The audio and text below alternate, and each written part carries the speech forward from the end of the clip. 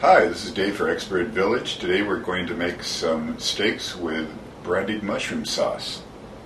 Okay, now that we brought our sauce to a boil here, what we want to do is taste this because you may have to re-season.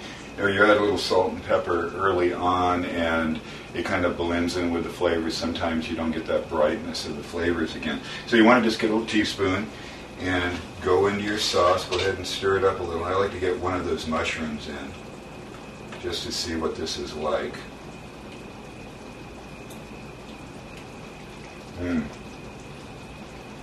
Beautiful texture.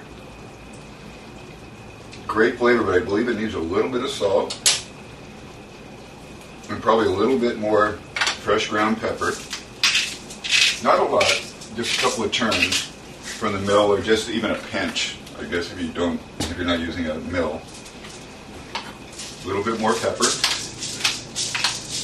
I think this is going to be just perfect with the flavors of the steak. Go ahead and mix that right in.